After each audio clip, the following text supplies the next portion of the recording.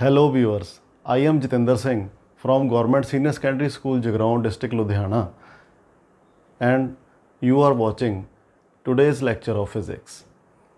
As you are familiar that in our home most of electric appliances are operative on AC voltage because alternating current or alternating voltage has a lot of advantages over DC. It is easily transmitted over long distances. It can be easily converted into one form to another.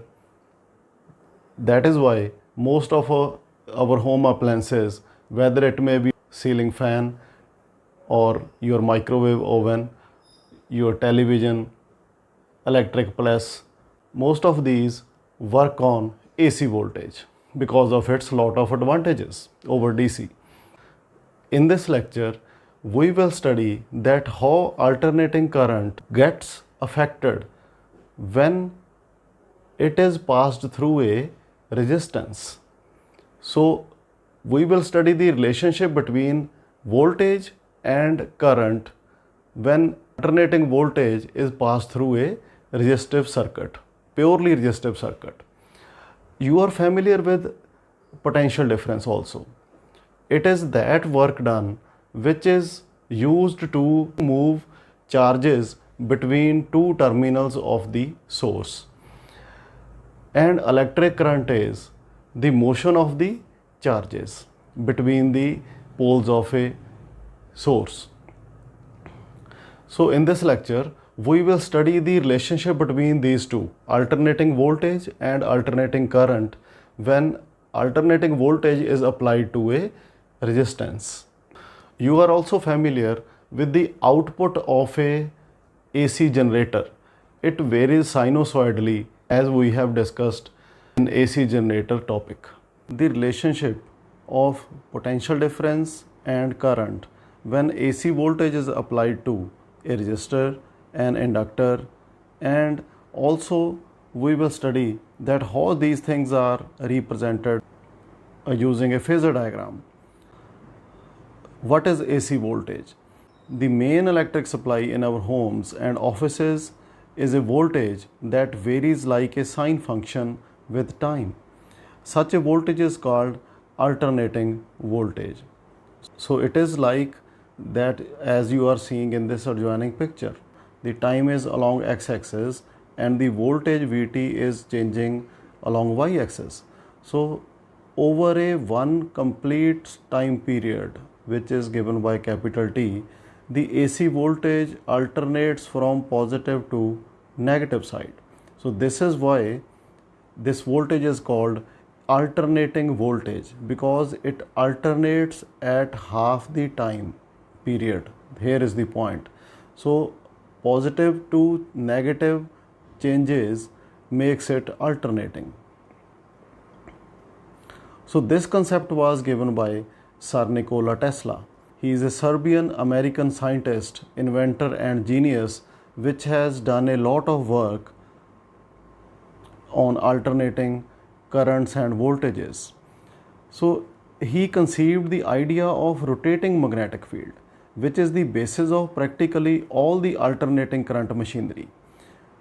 So you may be surprised that he has also the idea of transmission through wireless technology even 100 years back. Now let us consider a input AC voltage source which is connected to a resistance R. Here we are assuming that the circuit is purely resistive and its input is Vm sine omega t, which is changing continuously with time as sinusoidal function changes. Now according to Kirchhoff's loop rule, the algebraic sum of all the EMFs is equal to the algebraic sum of the products of currents and resistances in a closed loop or circuit.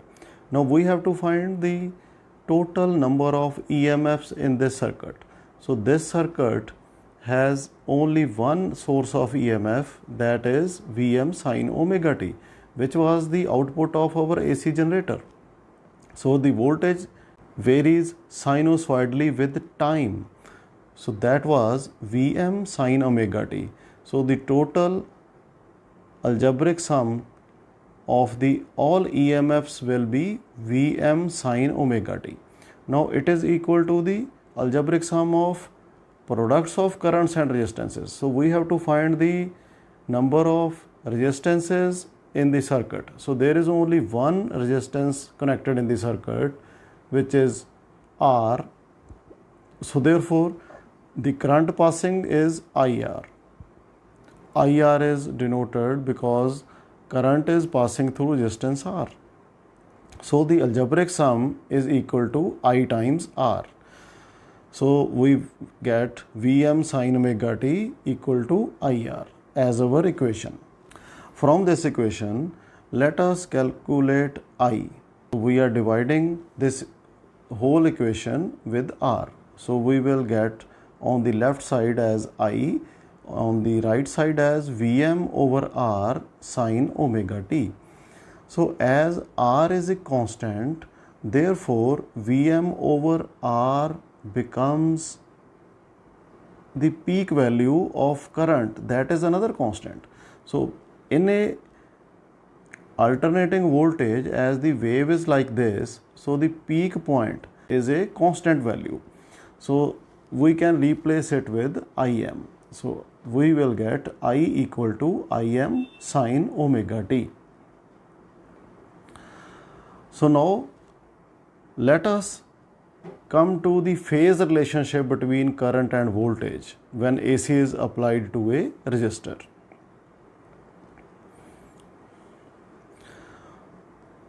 So as just we have done now that I is equal to Vm upon R. So this is nothing but it resembles the Ohm's law.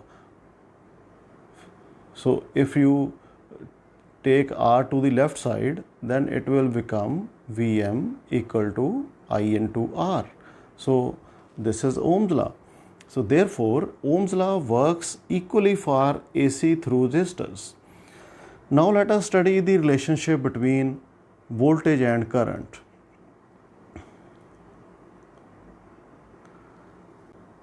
Carefully see these equations 1 and 2. V equal to Vm sine omega t, and what we get by solving this in previous slide, it was I equal to Im sine omega t. Now let us plot the graphs of both these equations.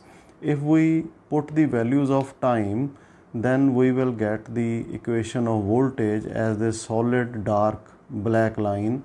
So this is the equation of voltage. So and the dotted line, which is red in color, that shows the Im at the top, and the whole graph which is dotted, it shows the graph of current when time changes from 0 to 1 time period up to here and thereby goes further. So this is the graph between voltage, current and time of these two equations. So what this depicts us?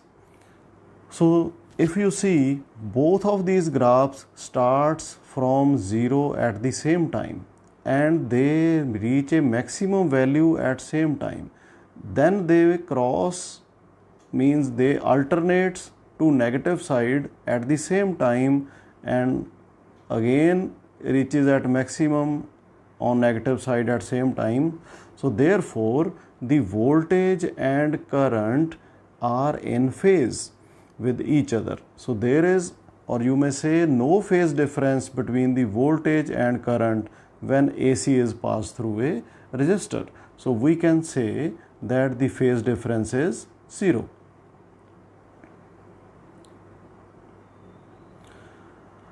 Now how we will represent these AC current and voltage by rotating vectors. So just like as the position of a point is represented by a position vector, there is a rotating vector which is not a vector like position vector, but it is the rotating vector which is called a phasor. So how it is represented? So as you are seeing in this diagram, there is a arrow has its initial point at the origin and it rotates with the angular omega. So this vector is not a vector which we have studied in mechanics, but this is a arrow which is a rotating, shows, and it resembles just like a vector, but it rotates. It represents the voltage or current. The angle here, which is written 30 degree, this shows that the initial phase of the quantity which is represented by, it may be alternating voltage or it may be alternate current. So the 30 degree shows the phase angle, initial phase angle of that quantity. So now in physics, a phasor or a phase vector is a number representing a sinusoidal function. Sinusoidal function may be a voltage function or it may be a current function whose amplitude A, angular frequency omega, and initial phase theta are time variant. So these things are changing with time. So this is our phase vector or phasor, and this diagram in which this phasor is represented, this is called a phasor diagram. Now phasor diagrams can be drawn to represent more than two sinusoids. In one phasor diagram, we can draw a phasor of voltage, also a phasor of current, like you see in this adjoining diagram. So the blue line, the blue graph is representing the voltage, and likewise the vector here, which is represented by a blue arrow, is a phasor of voltage, and the black one represents the current. You can see that as the voltage changes from the positive side to negative side, the phasor rotates. So the phasor rotates like a rotating vector. So they can be either voltage or current or some other alternating quantity, but the frequency, all of them must be the same. Generally, the length of a phasor represents the RMS value of the sinusoidal quantity. So RMS value is the root mean square value. So that is the effective value. Means that as you can see that the AC voltage changes continuously with time, but all of us knows that the voltage which we use in our homes is AC voltage, and we usually call that it is 220 volts or to 240 volts.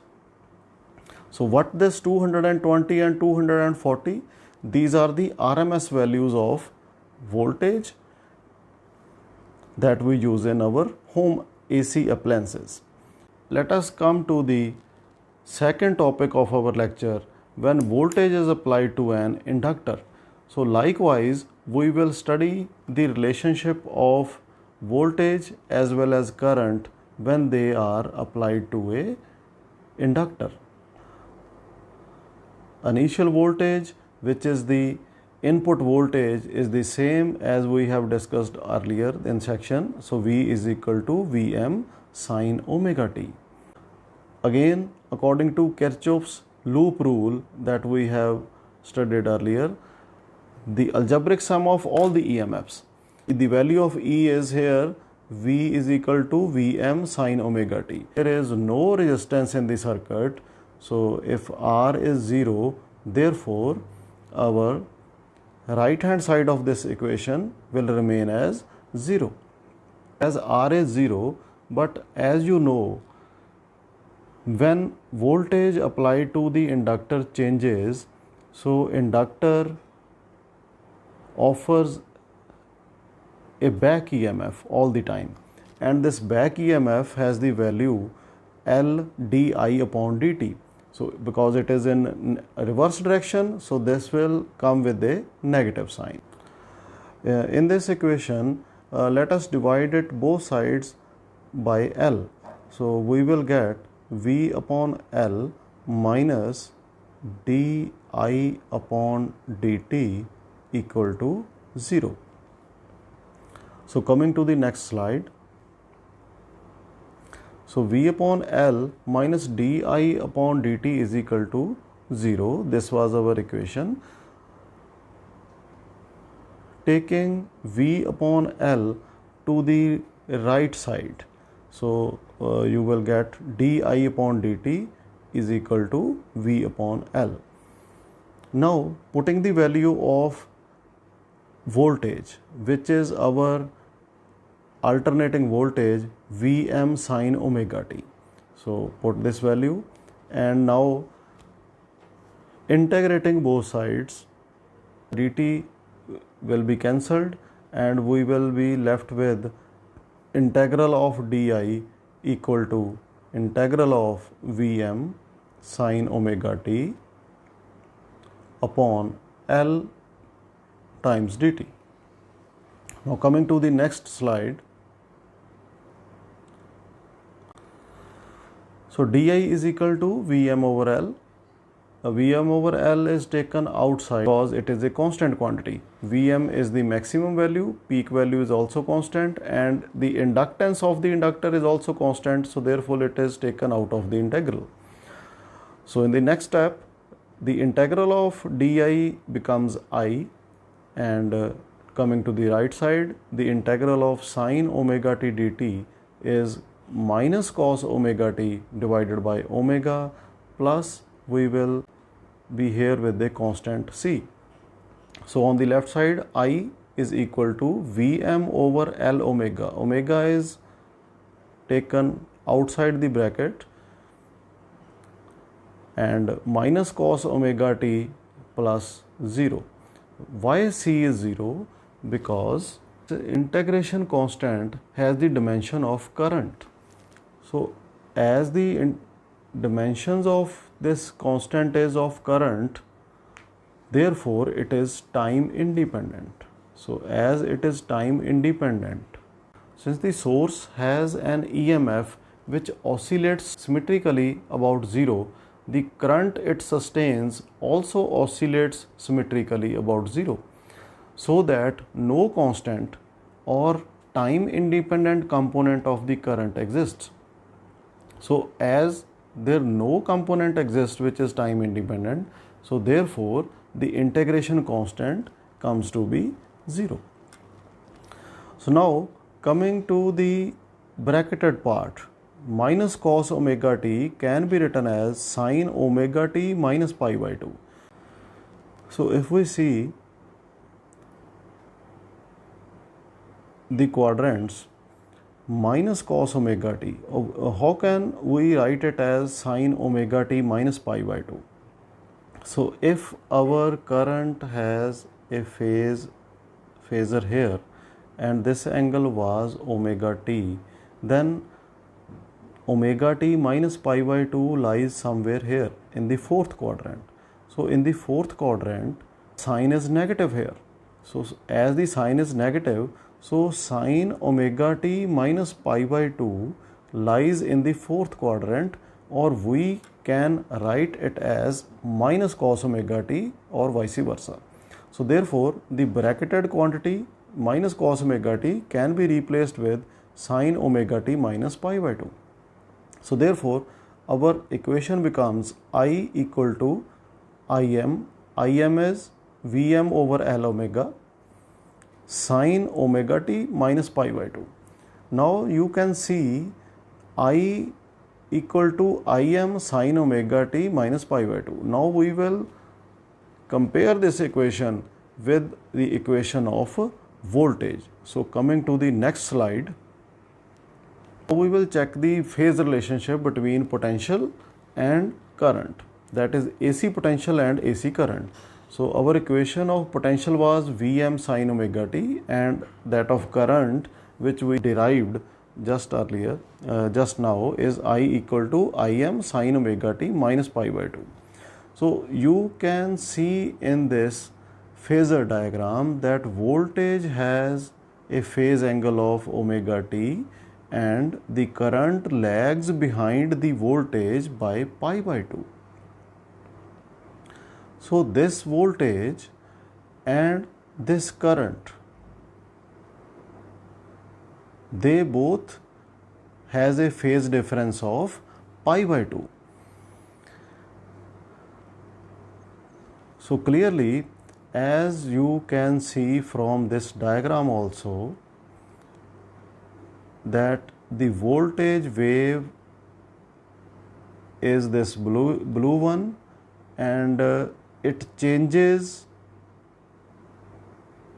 before current. So or you can see here, the voltage reaches its maximum value while current reaches its maximum value after pi by 2. So you can see the voltage leads by an angle of 90 degree from current when AC is passed through an inductor.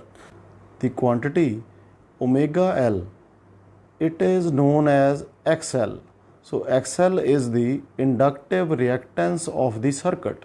So when there is inductor present in a AC circuit, the reactance it offers to the voltage is called inductive reactance.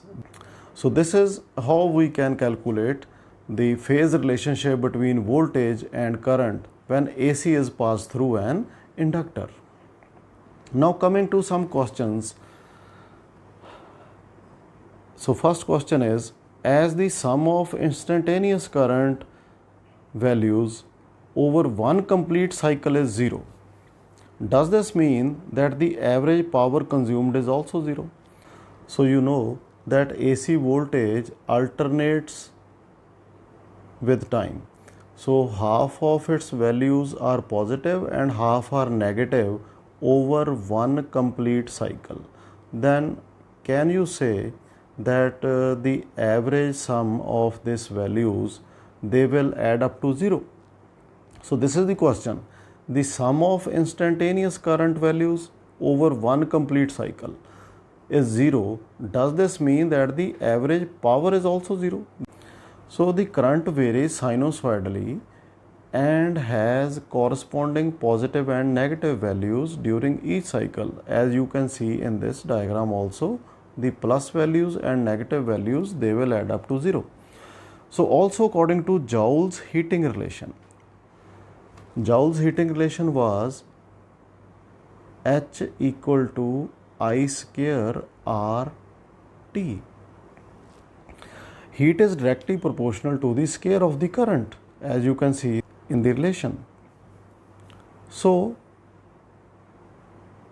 whether this voltage or current is positive or negative, when we put the values in this relation, so and we will square it, so the negative values also become positive.